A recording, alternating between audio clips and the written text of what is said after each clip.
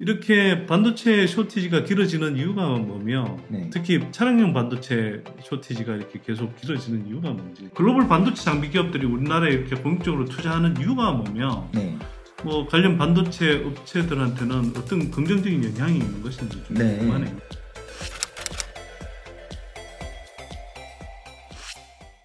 이제 국내에서 워낙 이제 메모리 반도체 산업 비중이 크다 보니까 우리가 이제 네. 반도체 투자 그러면 메모리 쪽을 많이 생각하는데 네.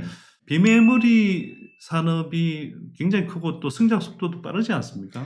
네. 일단 비메모리 반도체라고 하면요. 이 메모리가 1이라면 비메모리 시장이 3 정도 된다고 네네. 알려져 있습니다. 그런데 이 비메모리는 사실 엄청난 다품종입니다. 메모리는 종류가 정말 몇 가지 안 되지만 네네.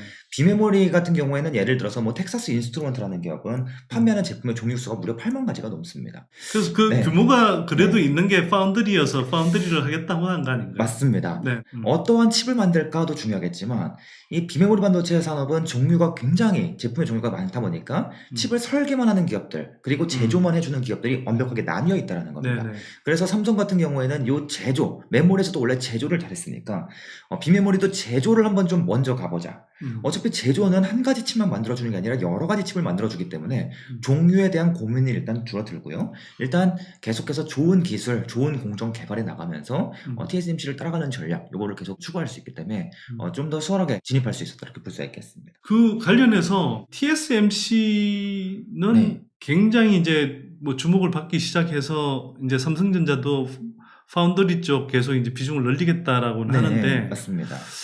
그럼에도 불구하고 이렇게 보면은 시장 점유율이 오히려 점점 벌어지고 네. 있고 못 따라가더라고요. 네, 맞습니다. 예, 근본적인 이유가 뭘까요? 일단 TSMC가 파운드리 세계시장 점유율 1위 55%고요. 삼성전자가 지금 15%로 이제 3위를 간신히 벗어난 2위라고 이제 보시면 되겠습니다. 그런데 삼성전자도 이 남의 거 만들어주는 파운드리 사업을 계속 확대하겠다라는 건데 이 TSMC가 올해 한 해 동안 투자하는 설비 투자 규모가 네. 얼마나 되는지 혹시 아십니까? 규모가요. 제가 네. 정확한 숫자는 기억을 못 하는데 어마어마하대요. 네, 어마어마합니다. 네, 정말 네. 어마어마한데 네. 이 규모가 올해 한 해 동안 50조 원입니다. 50조 원. 예, 50조 원 아마 감이 잘 안 잡히실 겁니다. 이렇게 말씀드려 볼게요. 북한 1년 GDP보다 높습니다. 그리고 우리나라 1년 국방 예산보다 큰 금액입니다. 군대를 1년 동안 굴릴 수 있고 북한을 1년 동안 운영할 수 있는 금액입니다. 그에 반해서 삼성전자 파운드리는 이보다 대략 한 3분의 1 정도가 안 되는 대략 한 15, 16조 원을 올해 이제 투자할 계획입니다. 네.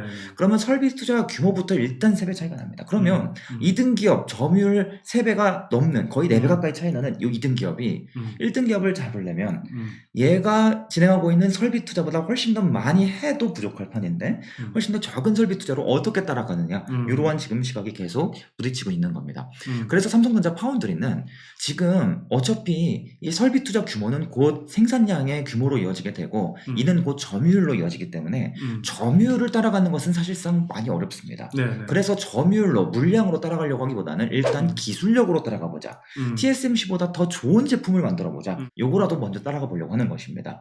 그래서 좀 어려운 편이 나옵니다만 뭐 3나노미터 공정, 2나노미터 공정, 네. 1나노미터 공정 더 반도체를 작게 만들수록 어려운 거거든요. 초미세로 만드는. 예, 네네. 맞습니다. 일단 우리가 TSMC보다 앞서서 3나노 가자, 2나노 가자 이런 이야기들이 나오는 것이고 그 와중에 뭐 수율이 안 나오니 안 나오느니 뭐 잡혔다느니 이런 이야기들이 나오는 것입니다.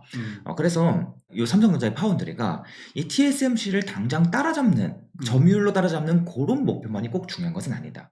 일단 무언가 좀 우리가 기술력을 먼저 확고하게 딱 앞서가서 가장 비싼 제품을 우리가 제일 먼저 찍어내주면 수익성만큼 우리가 이길 여지가 있으니까 그걸 좀 해보자. 이걸 좀 나아가는 상황이라고 볼 수가 있겠습니다. 네. 네. 그리고 이게 네. 뭐 코로나 때문에 좀 이제 시작되긴 했지만 네.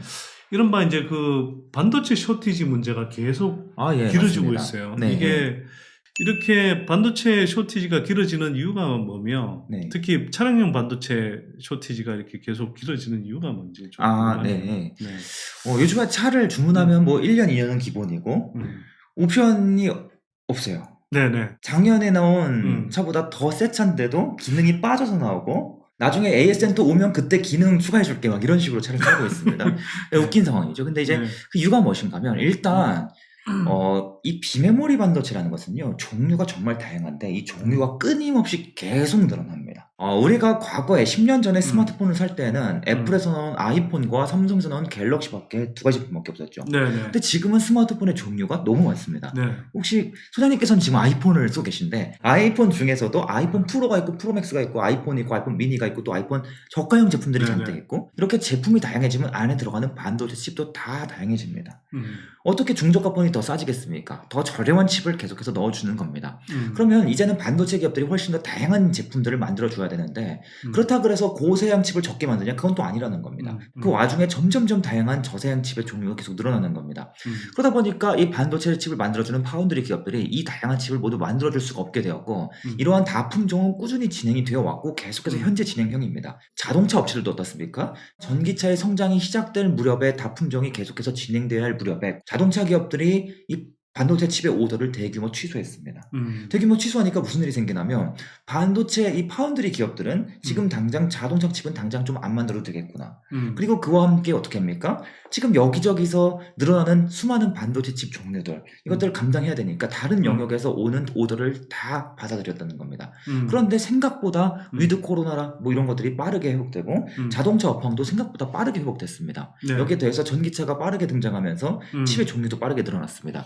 전기차에 필요한 그 차량용 반도체칩이 네. 그냥 내연기관차보다 대략 한 2.5배에서 3배 정도 많다고 하대요. 지금 현재 기준으로는 그렇지만 네. 앞으로 예를 들어서 뭐 네. 소나타 그랜저급의 차도 모두 전기차 점점 전장 부품이 많은 차로 바뀐다라고 하면 앞으로 칩이 10배 이상 많이 필요합니다. 10배 이상? 예, 굉장히 많이 필요합니다. 많이 필요한데 이제 와서 이제 반도체 기업들한테 오더를 넣자니 순위가 쫙 밀리고요. 거기에 더해서 이 자동차용 반도체 칩은 어떤 특징이 있냐면 가격이 굉장히 쌉니다. 저세양 칩들, 성능이 떨어지는 칩들이 많은데 네. 지금 반도체 기업들은 서버 시장의 성장, 뭐 모바일 기기 시장의 이 다품 종화 이런 것들 힘입어서 만들어 주어야 할 더 비싼 칩들도 수두룩히 많다는 겁니다.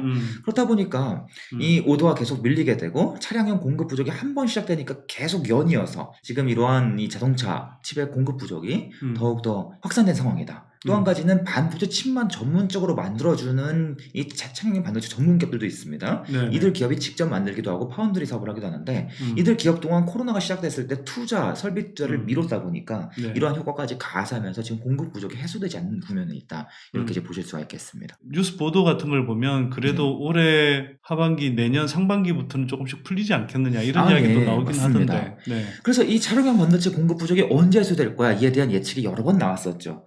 그런데 아까 공급 부족도 기판도 마찬가지지만 이러한 공급 부족 또한 완벽한 예측은 불가하죠. 아니 지금 그래요? 전문가라 그래서 나왔는데 왜 전문가가 예측을 못해 하실 수도 있겠지만 못할 건 못한다라고 얘기하는 게 어쩌면 진짜 전문가일 수도 있습니다. 그럼요. 예. 단적인 예시로는 작년에 정의선 부회장님이요. 현대기아차를 움직이는 부회장님이지 않습니까? 작년 중반에 인터뷰를 뭐라고 했냐면 내년 초부터는 즉 이제 올해 2022년이죠. 올해 이제 봄부터는 공급이 이제 풀릴 여지가 매우 크다. 이런 뉘앙스로 인터뷰를 하셨는데 올해 실제로 어떻습니까? 공급 부족이 더 심화가 됐어요. 그러니까 자동차를 만드는 사람들은 물론 이 회사를 운영하는 분들조차도 가늠이 안 될 정도로 생각보다 이 공급 부족이 오랫동안 지속이 되고 있는 상황이라는 겁니다. 그래서 이 공급 부족이 얼마나 더 갈까? 생각보다 오래가네 이러한 지금 상황이 펼쳐지고 있는데 이 공급 부족이 언제 해소될 거예요? 이것도 가만히 살펴보시면 자료들마다 예측하는 이 기간이 점점 다릅니다. 근데 이제 공통적으로 계속 밀리고 있는 상황이긴 하지만 이 또한 이제 내년쯤부터 이제 점점 해소될 것이다. 왜? 그 이유가 뭐야? 이유도 여러 가지입니다. 뭐 TSMC랑 삼성 같은 기업들이 대규모 증설을 이제 계속해서 하니까 이 비싼 비메모리 반도체 쪽은 먼저 공급 부족이 해소가 될 것이고 이 비싼 공장들의 감가상각이 끝나면서 싼 칩까지 점점 쉽게 내려올 수 있으니까 해소될 거라고 얘기하는 사람도 있고 코로나 이슈가 수요를 좀 억제하면서 아니면은 계속해서 인플레이션이 확장되니까 이 금리 인상이 반복되면서 수요가 좀 억눌리면서 여러 가지 이유들이 다 이제 갖다 붙습니다만 아무쪼록 이것들은 좀 불확실한 미래를 억지로 예측하려는 수많은 근거들 중 하나고 이러한 공급 부족이 아직은 일단은 진행 중에 있고 아직은 좀 언제 해소될까를 좀 많은 사람들이 불확실하게 가늠하는 그런 상황에 있다고 좀 생각해 볼 수가 있겠습니다. 네. 어쨌거나 이렇게 공급 부족이 지속이 되면 네. 뭐 수급이 안 따라주는 것도 문제지만 네, 또 그나마 공급되는 것도 계속 이렇게 가격이 올라가잖아요. 맞습니다. TSMC도 그렇고 네. 뭐 삼성전자 같은 경우도 이런 이제 레거시 공정 쪽, 그 사양 낮은 맞습니다. 그런 쪽 반도체 가격을 계속 올리는 시기더라고요. 네, 맞습니다. 삼성전자도 최근에 20% 정도 올린다 이렇게 맞습니다. 이제 했던 것 같은데. 네. 그러면 그걸 쓰고 있는 부품 업체들, 그다음에 뭐 이런 세트 업체들, 네. 그 계속 비용 부담이 커지지 않나요? 지금 이미 실제로 이 네. 갤럭시 같은 경우에 네. 스마트폰, 네. 이 많은 칩이 또 스마트폰에 들어가는데, 스마트폰 같은 경우에 실제로는 이 칩의 원가가 증가하니까, 네. 이 다른 부분에서 원가 절감을 하기 위해서, 네.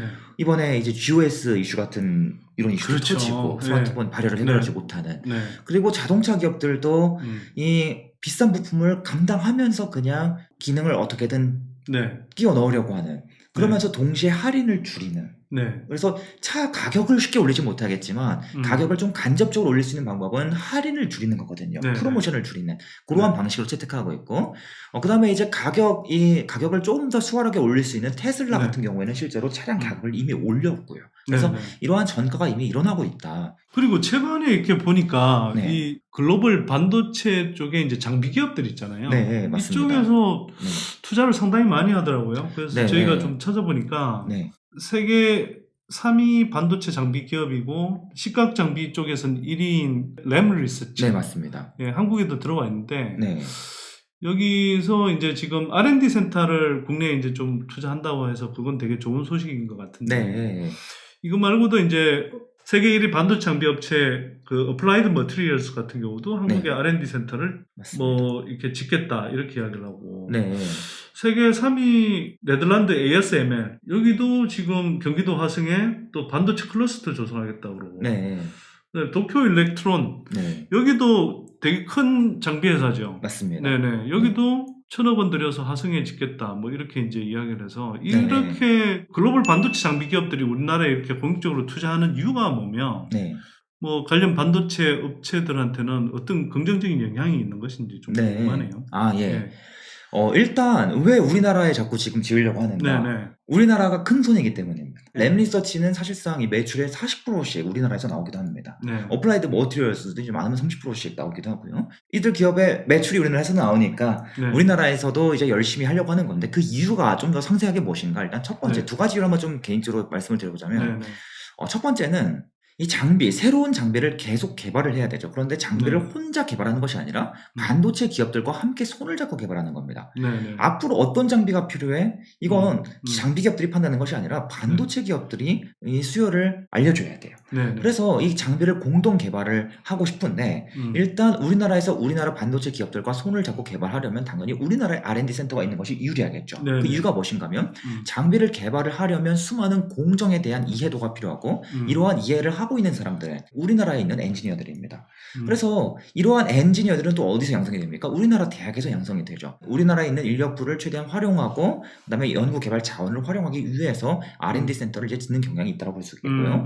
또 한 가지는 실제로 이 수많은 서양의 기업들이 야, 반도체 칩 만드는 거는, 제조는 저 아시아 국가들이 하는 거야. 약간 이런 인식이 10년 전까지만 해도 강했습니다. 네네. 그 결과 파운드리도 지금 모두 다 아시아 국가들에 의존하고 있게 된 네네. 거예요. 그러니까 아무래도 제조 쪽에서 인력풀이 상대적으로 이 아시아 쪽에 많다 보니까 우리나라에 있는 인력풀을 사용할 여지가 더 커진다, 이렇게 볼 수가 있겠고요. 그다음에 이제 두 번째 관점에서 어떤 이슈가 있냐면, 이 미국에 있는 어플라이드 머티리얼스가 장비를 삼성에 공급을 하면 장비는 미국에서 만들고, 만들어진 장비를 배로 실어와서 우리나라에 있는 삼성 공장에 설치한다는 거죠. 근데 문제는 반도체 장비들은요, 끊임없이 AS와 부품 교체가 필요합니다. 그래서 실제로 장비 기업들을 가만히 보시면 매출의 한 4분의 1, 5분의 1 정도가 모두 어디? AS에서 나옵니다. 어플라이드 머티리얼스도 매출의 무려 3조 원이 AS에서 나오는 기업이에요.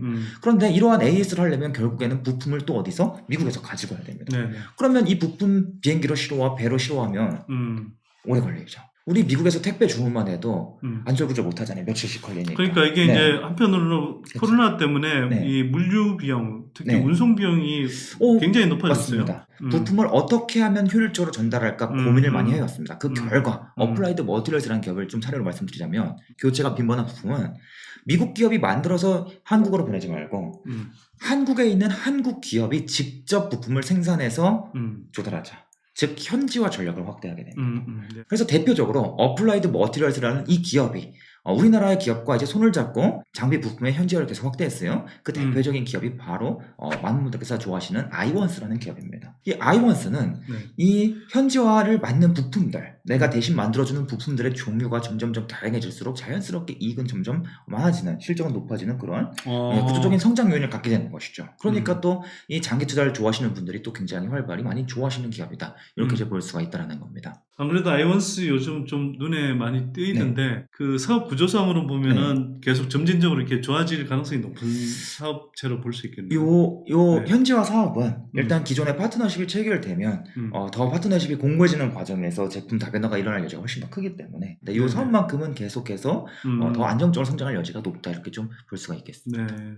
마무리 질문 좀 한 2가지 정도만 좀 던져볼게요. 네. 그래서 우 박사님은 네. 어떻게 반도체 종목을 고르시고 또 어떤 식으로 이렇게 보통 좀 투자를 해가시는지, 그리고 전체 포트에서 반도체만 투자하지는 않으실 거 아니에요? 맞습니다. 네. 그래서 전체 포트에서 반도체 비중을 어느 정도 확보하시는지, 그게 그리고 또 시기별로 좀 다를 것 같기도 한데. 맞습니다. 그래서 그런 이야기를 좀 해주시면 개인적인 부분을 조금 참고가 되지 않을까. 네.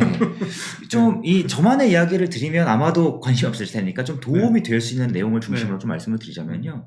많은 분들께서 제가 반도체 전문가, 반도체 투자자라고 이제 알아주시는 경우가 많은 것 같아요. 근데 저는 어떤 산업 업종 가리지 않고 바텀업으로 종목들을 출연해서 매 분기마다 이 기업들의 분기 보고서를 살펴보거나, 아니면 어닝 서프라이즈, 어닝 쇼크 기업들을 살펴보거나, 아니면은 이제 제 블로그에 오시면은 이 블로그 왼쪽에 이 검색 탭이 있어요. 여기에 수급 모델이라고 검색하시면 제가 또 기술적 테크니컬한 부분을 좀 이용해서 어떻게 종목들을 찾는지 상세하게 써놓은 글이 있습니다.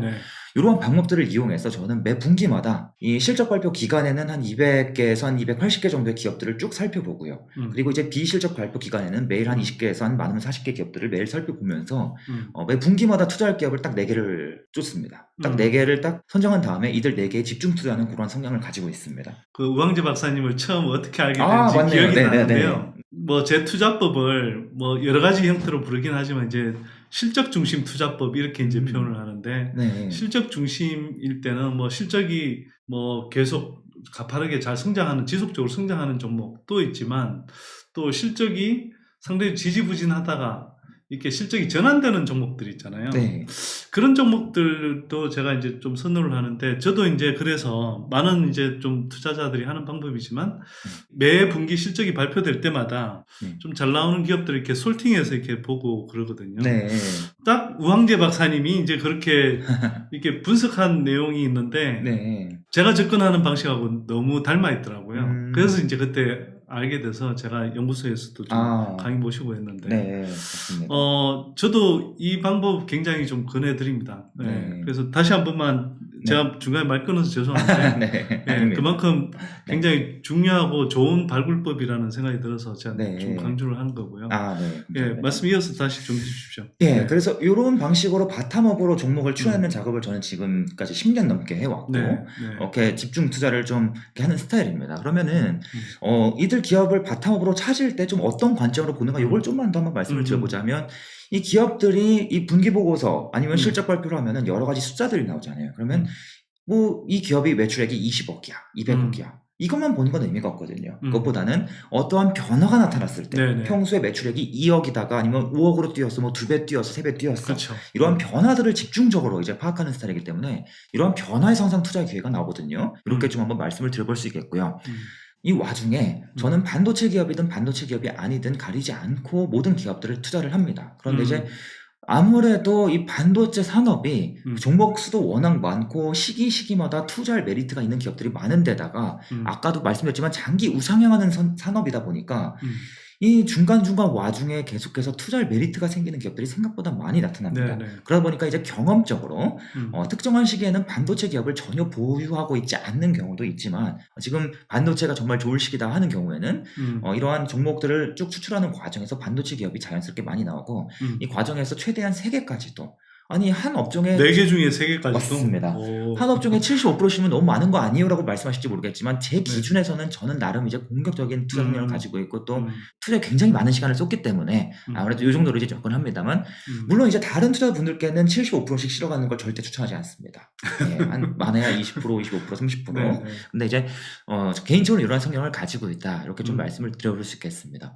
그럼 반도체 기업을 투자하는 관점도 결국에는 무언가 다른 기업들과 동등하게 평가해서 투자 메리트가 있을 때 이들 기업을 이제 짚어내는 것인데 가장 핵심적으로 살펴보는 이 포인트가 무엇인가? 일단 메모리야, 비메모리야.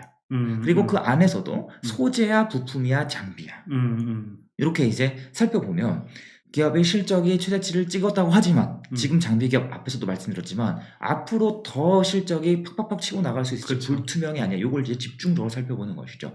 그리고 소재 기업들 중에서도 소재 기업이 보통 좋은 시기에 이 반도체 업황이 점점 좋아지는 시기에는 소재 기업이 한 가지만 검출되지 않습니다. 여러 기업들이 함께 나오죠. 그러면 이들 소재 기업 간에 비교를 하겠죠. 그럼 비교를 할 때도 어떻습니까? 낸드 플래시용이 아니면 디램용이야.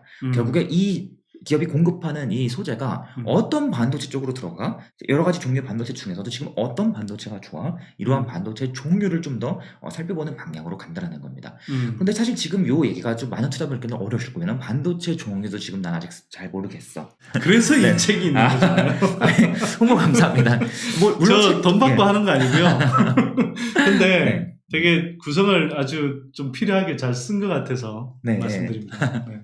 그런데 이러한 내용들이 이제 뭐 책도 물론 도움이 되어드릴 거라 생각합니다만 책은 또 돈을 주고 사셔야 하니까 제 블로그에 오시면은 블로그가 이제 유료 콘텐츠가 아닙니다. 그냥 보시고 바로 창을 끄시면 됩니다. 분기 실적 발표 기간마다 여러 개 기업들을 제가 살펴보면서 기업들에 대한 의견을 또 정리하는 글을 계속 올립니다. 이런 글들도 제가 다 도움이 되시라고 올려드리는 거니까 한번 참고해 보시면 좋을 것 같고 좀 어떤 관점으로 종목들을 살펴보는 거는 좀 힌트가 아마 좀 많이 되실 수 있을 거라고 생각합니다. 블로그에 굉장히 좋은 내용들이 많이 담겨 있어요, 실제로. 근데 아무래도 체계를 세워서 보시기에는 책이 좋고요. 이거 여러분 책값 19,500원인데 책 한 권 사보세요. 이거 여러분들이 제가 늘 강조하는 말씀인데 투자에 공부하기 전에 투자 공부에 먼저 투자하라고 말씀드리거든요. 그리고 반도체는 뭐 국내에서 지금까지 가장 큰 산업입니다. 그리고 한동안도 계속 성장할 산업이고 그러면 그만큼 여러분들이 주식 투자를 진지하게 또 평생에 걸쳐서 오랫동안 할 거라고 생각한다면 그냥 이렇게 가볍게 생각하지 말고 이 정도 책값 비싸지도 않잖아요. 이런 책을 한번 제대로 읽고 또 계속 참고서처럼 꽂아놨다가 필요할 때마다 그때그때 꺼내보고 하면 도움이 많이 되고 이게 그리고 중간중간에 계속 이해도가 높아지면서 또 새로 꺼내보면 새로 그 내용들이 와닿는 경우들이 많이 있어요. 그러니까 아깝다 생각하지 마시고 꼭 참고해 보시기 바랍니다. 우황재 박사님 제가 오늘 모신 이유는 반도체 산업에 대한 투자를 소개를 해드리고 싶은데 애널리스트 분들은 이제 산업의 업황을 가지고 주로 막 이야기를 하시면서 하는데 좀 한계가 있다는 생각이 들고 직접 투자를 잘 하시면서 또 반도체 산업을 잘 이해하시는 분이 없을까. 그 딱 교차로에 포션을 잘 잡고 계신 분이 우황재 박사님이세요, 사실은. 이분 또 투자도 오랫동안 해오신 분이고 제가 알기로는 성과도 상당히 잘 내신 걸로 알고 있어서 그런 분이 이야기하는 반도체 산업 이야기 또 반도체 투자 이야기가 좀 다를 거다라고 생각했는데 역시나 오늘 상당히 어려운 분야의 이야기인데도 쉽게 잘 풀어주셨던 것 같습니다. 네, 감사합니다. 오늘 일단 뭐 그냥 선대인 TV에는 첫 인사하신 걸로 생각하고 나중에 좀 관련 이슈가 있을 때 다시 한번 좀 모셔서 이야기 듣도록 하겠습니다. 또 오늘 더 어려운 얘기 더 재밌게 풀어드리겠습니다. 이분이 또 오늘 방송 보시면 아시겠지만 워낙 말씀도 재밌게 쉽게 잘 하셔서 여러분들한테 도움이 많이 될 걸로 생각이 듭니다. 자, 다음 기회에 우황재 박사님 다시 모시도록 하고요. 오늘 방송 시청해주신 분들 감사드립니다. 다음 이 시간에 좀 더 유익하고 알찬 내용으로 찾아뵙겠습니다. 고맙습니다. 감사합니다.